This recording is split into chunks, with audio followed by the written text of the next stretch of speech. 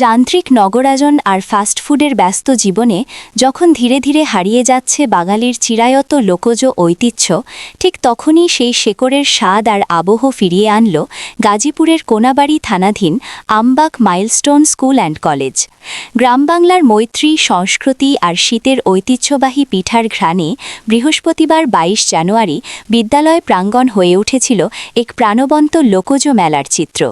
বর্ণিল আয়োজন পিঠা উৎসব ২০২৬-এর শুভ উদ্বোধন করেন বিশেষ অতিথি ও গাজীপুর ১ আসনের বিএনপি মনোনীত প্রার্থী জনাব মুজিবুর রহমান। শিক্ষার্থীদের উদ্দেশ্যে তিনি বলেন, পড়ালেখার পাশাপাশি আমাদের সন্তানদের নিজেদের সংস্কৃতি ও ঐতিহ্যের সঙ্গে যুক্ত থাকতে হবে। তিনি অভিভাবকদের প্রতি সালাম ও শুভেচ্ছা জানিয়ে আগামীর প্রজন্মকে দেশ ও সমাজ সচেতন নাগরিক হিসেবে গড়ে তোলার আহ্বান জানান। উৎসবের পুরো আয়োজন জুড়ে ছিল গ্রাম বাংলার আবহ। বিদ্যালয়ের বিশাল মাঠ জুড়ে শিক্ষার্থীদের উদ্যোগে গড়ে ওঠে ১৩টি আকর্ষণীয় পিঠার স্টল। প্রতিটি স্টলে সাজানো ছিল দুধে ভেজানো চিতই পিঠা, নকশি পিঠা, ভাপা, পাটিসাপটা, লবঙ্গ লতিকা সহ প্রায় ৩০ প্রজাতির বাহারি দেশীয় পিঠা। মিষ্টি পিঠার ঘ্রাণে আর রঙিন সাজে মুগ্ধ হয়ে পড়েন আগত দর্শনার্থীরা। এই উৎসবের সবচেয়ে বড় আকর্ষণ ছিল শিক্ষার্থীদের স্বতঃস্ফূর্ত অংশগ্রহণ।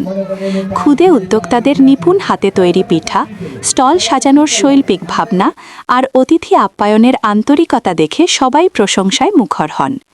শিক্ষার্থীদের মধ্যে উদ্যোক্তাসুলভ মানসিকতা গড়ে তুলতেই এমন আয়োজন, জানান আয়োজকরা।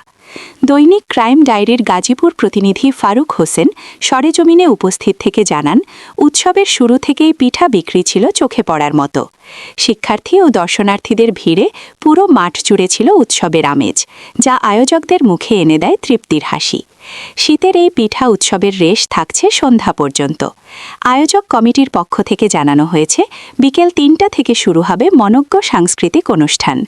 বিদ্যালয়ের ক্ষুদে শিল্পীরা কবিতা আবৃত্তি, গান ও দেশাত্মবোধক নৃত্যের মাধ্যমে দর্শকদের মন জয় করবে।